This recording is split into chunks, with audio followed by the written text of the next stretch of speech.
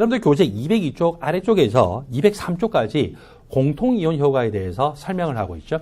공통이온 효과는 르샤틀리의 원리를 설명하는 방식인데 르샤틀리의 원리에 대해서 설명할 때 특정한 이온, 여기서 특정한 이온이라는 것은 반드시 반응물 또는 생성물 중에 있는 이온인데 반응물 또는 생성물 중에 있는 이온과 똑같은 이온을 첨가를 했어요. 첨가를 했다라면은 르샤틀리를 따르면 어떻게 될까요? 감소하는 방향으로 평형이 이동이 돼야 되겠죠. 그래서 이런 것을 우리는 공통이온 효과랍니다. 즉 르샤틀리의 원리를 적용하긴 하는데 반응물과 생성물 중에 있는 이온과 똑같은 이온을 첨가함으로써 르샤틀리에 따라서 그 농도가 감소하는 방향으로 평형이 이동한다는 원리. 첫 번째 예를 보면은 철3가 이온과 SCN-1가 이온이 반응을 해서 이런 착 이온을 형성하고 있습니다. 이 상태에서는 수용액 전체가 연노랑색이고 이런 착 이온을 형성하면은 빨간색 쪽으로 가게 되거든요. 자, 반응물에는 철3가 이온이 있어요. SCN-1가 이온이 있어요. 생성물에는 전체적으로 이런 플러스 2가의 착 이온이 있습니다. 여기다가 첫 번째 조건 뭐를 첨가했느냐? 염화철을 첨가했어요. 여러분 염화철은 수용액 중에서 100% 이온화되거든요. 그러면서 염화철을 첨가했다는 것 때문에 수용액 중에 있는 철3가 이온의 농도가 증가가 됩니다. 철3가 이온의 농도가 증가가 되면은요, 이 식에서 철3가 이온의 농도가 증가되면은 르샤틀리 원리에 따라서 어떤 방향으로 철3가 이온의 농도가 감소하는 방향으로 평형이 이동해야 됩니다. 철3가 이온의 농도가 감소하려면은 하여튼 반응을 해야 되죠. 철3가 이온이 누구와 반응해야 될까요? SCN-1가 이온과 같이 반응을 하겠죠. 그래서 이렇게 반응을 하면서 SCN-1가 이온이 철3가 이온과 1대1로 반응하고 그리고 이 착 이온은 개수비가 1대1대1이기 때문에 그것만큼 어때요? 증가가 되는 정반응이 일어나겠죠. 그래서 이렇게 정반응이 일어나면은 이것이 생성되는 만큼 어때요? 빨간색 쪽으로 더 갈 거다라고 생각을 할 수가 있습니다. 다시 정리하면은 염화철을 첨가했더니 이 반응물, 생성물 중에 있는 것들 중에서 반응물에 있는 철3가 이온과 똑같은 것이 농도가 증가되세요. 자, 똑같은 이온이니까 공통이온이죠. 이것이 증가가 되고 르샤틀리에 따르면 이것의 농도가 감소하는 방향인 정반응 쪽으로 평형이 이동이 되더라. 이번에는 두 번째 KSCN인데 포타슘 이온은요 어떤 음이온과 결합하더라도 수용액 중에서 100% 이온화돼요.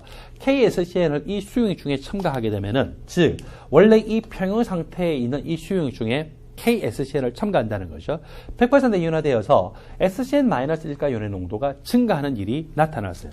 SCN-1가 이온 농도가 증가되면은 르샤틀리 원리에 따르면은 SCN-1가 이온의 농도가 감소하는 방향으로 평형이 이동이 돼야 되겠죠. SCN-1가 이온 농도가 감소하는 방향은 바로 정반응의 방향입니다. 그래서 이것이 감소할 때 철3가 이온도 같이 감소하고 이 착 이온의 농도는 증가되겠죠. 1대1대1의 비로 각각 감소하고 증가가 되는 일이 나타나겠죠. 그래서 정반응이 자발적으로 진행됩니다.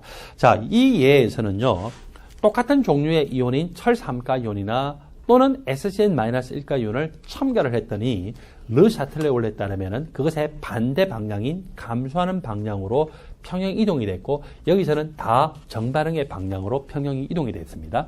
두 번째 예를 볼까요? 두 번째 예, 탄산칼슘을 수용액 중에 용해시키면은 칼슘 2가 이온이 생성됩니다. 칼슘 2가 이온이 한 개가 생성될 때 탄산 이온도 한 개만큼 생성되는데 탄산칼슘은 분필의 재료예요. 석회죠. 이것은 물에 잘 용해가 안 돼요. 그러므로 탄산칼슘을 물에 용해시키면은 아주 미량만큼의 칼슘 이온과 그것하고 똑같이 아주 미량만큼의 탄산 이온이 수용액 중에서 이온화되면서 생성될 뿐입니다. 아주 미량이에요. 자, 그런데 여기다 무슨 조작을 했냐면은 탄산 소듐이라고 하는 물질을 같이 용해를 시켰어요. 소듐 이온이나 포타슘 이온과 같은 알칼리 금속의 양이온은 어떤 음이온과 결합해도 수용액 중에서 100% 이온화돼요. 탄산 소듐을 첨가했더니 100% 이온화되어서 소듐 이온과 탄산 이온이 되는데 소듐 이온은 어차피 여기에 영향을 안 미치는 구경꾼이는데 탄산 이온의 농도가 증가됐죠. 여러분 탄산 이온이 어디 있어요? 여기 보니까 생성물 중에 있잖아요. 그래서 이 탄산 이온의 농도가 증가하는 일이 나타났어요. 르샤틀리의 원리에 따르면은 탄산 이온의 농도가 이번에는 감소하는 방향으로 이동이 돼야 되겠죠. 감소를 하려면 어떻게 되느냐? 탄산 이온이 칼슘 이온과 같이 반응을 하면서 감소해야 돼요. 이렇게 감소하면서 탄산칼슘이 생성이 되는 역반응이 일어나겠죠. 그렇지 않아도 탄산칼슘은 물의 용해가 잘 안 됐는데 탄산소듐을 집어넣었더니 르사텔르의 원리에 따라서 역반응이 진행되면서 탄산칼슘이 오히려 더 생성되는 쪽으로 갔어요. 그 말은 탄산칼슘의 용해도가 오히려 더 감소가 됐다는 의미겠죠. 두 번째 예입니다. HCl을 첨가하면 어떻게 될까? HCl은 수용해 중에서 100% 윤화되는 강산입니다. HCl이 첨가된 만큼 H+가 생성이 됩니다. HCl이 첨가된 만큼 H+가 생성되고 이 H+가 수용액 중에 있는 여기 탄산이온이죠. 탄산이온과 결합을 해요. 결합을 해서 뭘 생성합니까? 탄산수소이온을 생성하죠. 또 탄산수소이온이 H+와 추가적으로 결합하게 되면은 탄산 분자를 생성하는 반응까지 아주 잘 가게 됩니다. 그래서 이 HCl을 첨가했더니 결론적으로는 HCl에 의한 H+와 이 수용액 중에 있었던 탄산이온이 반응을 하면서 탄산이온의 농도가 감소하죠. 자, 이 탄산이온의 농도가 감소한다라고 하면은 르샤틀리의 원리에 따르면 어떤 방향으로 탄산이온의 농도가 증가되는 방향으로 평형이 이동이 돼야 됩니다. 탄산이온의 농도가 증가되려면은 역반응이 가야 돼요? 정반응이 가야 돼요? 정반응이 가야 되죠. 그래서 정반응이 진행되면서 탄산칼슘이 더 이온화가 되고 따라서 탄산칼슘이 이온화되면서 더 용해가 잘 된다는 거죠. 그래서 용해도가 증가가 될 것이다 라고 볼 수 있습니다. 여기서는요 1번과 2번이 전부 공통이온 효과가 아니에요. 여기 이 물질 중에서 이온은 누구 있습니까? 칼슘 이가이온과 탄산이온이죠. 이 물질 중에 이 이온이고 이것하고 똑같은 이온을 첨가함으로써 르샤틀레의 원리가 생기는 것은 1번밖에 없어요. 똑같은 이온, 탄산이온 이거죠. 그래서 이 1번이 공통이온 효과에 대한 것이고 2번은 공통이온 효과는 아니지만 하여튼 산을 여기다가 첨가하게 되면은 더 탄산칼슘이 용해가 잘 되고 용해도가 증가된다라고 하는 르사틀레의 원리를 추가적으로 설명하는 것입니다. 그러므로 예제 1번에서는요. 예제 1번에 여기에서는 두 가지 조작을 했어요. 염화철을 첨가했냐, KSCl을 첨가했냐. 이거는 똑같은 종류의 이온이 들어옴으로써 르샤틀레의 원리가 생겼기 때문에 두 개 모두 공통이온 효과고 예제 2번에서는 탄산소듐을 첨가했을 때 똑같은 종류의 이온이 들어왔으니까 공통이온 효과고 여기 HCl을 첨가했을 때는 르샤틀레의 원리에서 용해도가 증가한 것은 맞지만 공통이온 효과라고 표시하지는 않습니다. 여러분들 교재 203쪽의 아래쪽을 보면은 이번에는 평형에 영향을 미치는 인자 중에서 압력이나 부피가 변화되면 어떨까? 그 부분에 대해서 소개를 하고 있습니다.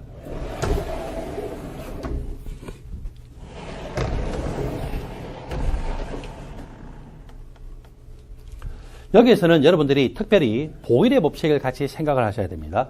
보일의 법칙에 의하면은 기체의 부피라고 하는 것은 압력과 서로 무슨 관계? 반비례 관계이죠. 따라서 부피가 증가되면은 압력이 감소한 것. 거꾸로 부피가 감소하면은 압력이 증가한 것으로 보시면 됩니다. 원래 평형 상태에 있었는데 부피를 증가를 시켰어요. 그러면은 보일의 법칙에 의하면은 압력이 감소한 것과 똑같은 일이 일어났죠. 압력이 감소하면은 르샤틀레의 원리에 따라서 어느 방향으로 압력이 증가한 방향으로 평형이 이동이 됩니다. 여러분들 기체 물질들은요, 그 물질의 몰수가 많으면 많을수록 압력이 크고 그 물질의 몰수가 적으면 적을수록 압력이 작거든요. 따라서 압력이 증가하는 방향으로 평형이 이동이 된다는 것은 기체 물질의 몰수가 더 증가하는 방향 쪽으로 가야 됩니다. 기체 물질의 몰수가 증가되는 방향이고 기체 물질의 몰수가 증가하는 방향은 반응물, 생성물 중에서 기체 개수의 합이 더 큰 쪽입니다. 우리가 조금 전에 질소 기체와 수소 기체가 반응을 해서 암모니아가 생성하는 반응을 봤는데 반응물로 존재한다면 4몰일 때 이것이 모두 생성물로 바뀌면 몇 몰이 됩니까? 개수가 2니까 2몰이죠. 거꾸로 생성물로 존재한다면 2몰인데 이것이 완전히 반응물, 역반응이 진행돼서 반응물로 같다라고 하면은 전체 개수의 합이 얼마가 됩니까? 4가 되니까 3몰이 되겠죠. 그래서 이렇게 기체 몰수가 증가하는 방향은 바로 기체 개수의 합이 커지는 방향입니다. 이 반응 같으면은 기체 개수의 합이 커지는 방향은 어느 쪽입니까? 역반응 쪽이죠. 역반응 쪽. 또 이번에는 원래 평형 상태에 도달해 있었어요. 부피를 감소시켰어요. 부피를 감소시키면은 보일의 법칙에 하면 압력이 증가된 것과 똑같은 일이 일어났어요. 르 샤틀레의 원리에 따르면은 압력이 감소하는 방향으로 가야 돼요. 압력이 감소하기 위해서는 기체 몰수가 더 적어지는 쪽이죠. 기체 몰수가 적다는 것은 기체 개수압이 작은 거. 여기는 기체 개수압이 4예요. 기체 개수압이 2죠. 어느 쪽으로 가야 됩니까? 개수압이 작은 쪽은 정반응 쪽으로 가야 되겠죠. 자, 여러분들은 여기서 정리를 하실 수가 있습니다. 파란색 형광펜이 있으면은 형광펜을 가지고서 표기를 하셔서 암기하셔도 됩니다. 결론만 암기하자는 거죠. 원래 기체가 관계되어 있는 반응, 즉 반응물이든 생성물들 중에 기체가 한 가지라도 있으면은 부피를 증가시키면은 어떤 방향으로 평이 이동되느냐? 기체 개수압이 커지는 방향. 부피를 감소시키면은 기체 개수압이 작아지는 쪽으로 평형이 이동이 되더라 라고 정리하시면 돼요. 따라서 이 반응의 예를 들자면은 부피를 만일에 증가시키면은 기체 개수의 합이 커지는 쪽으로 가야 되죠. 기체 개수압이 커지는 쪽이면은 여기서는 어느 쪽입니까? 역반응이에요. 그리고 원래 평형 상태에 있었는데 부피를 감소시키면은 기체 개수의 합이 어느 쪽으로? 작아지는 쪽으로 가야 되죠. 이 반응으로 따지면은 기체 개수압이 작아지는 쪽은 정반응 쪽에 해당이 됩니다. 이렇게 여러분들이 암기를 하시면 됩니다. 따라서 이 반응을요, 우리가 그래프를 가지고서 같이 검토를 해볼까요? 농도에 대해서 예를 들었던 반응이 질소와 수소가 반응해서 암모니아로 생성하는 반응이기 때문에 똑같은 반응을 가지고서 같이 비교합니다. 시간이 0에서 T1까지 질소의 농도가 변하지 않고 일정, 수소의 농도도 변하지 않고 일정, 암모니아의 농도도 변하지 않고 일정. 무슨 상태입니까? 평형 상태죠. 평형 상태이고 이때 이 평형 상수값을 라지 K1이라고 합시다. 그리고서 T1에서 무슨 조작을 했어요. 여러분들 T1에서 무슨 조작을 했는데 보니까 질소의 농도가 순간적으로 2배로 확 증가가 됐어요. 수소의 농도가 2배로 확 증가가 됐어요. 암모니아의 농도도 2배로 확 증가가 됐어요. 기체 물질들의 농도가 한꺼번에 2배로 증가되는 가장 쉬운 방법이 뭘까요? 부피를 2분의 1로 감소시키면 돼요. 거꾸로 부피를 2배로 증가시키면은 기체의 농도는 한꺼번에 2분의 1로 감소가 됩니다. 그래서 여기서는 부피를요, 2분의 1로 감소를 딱 시켰더니, 물론 이제 시간을 정지한 걸로 보죠. 시간이 T1 상태에서 정지한 걸로 딱 보면서 순간적으로 부피를 확 2분의 1로 감소시켰어요. 그렇게 되면은 반응물, 생성물 기체들의 농도가 한꺼번에 다 2배로 증가됐어요.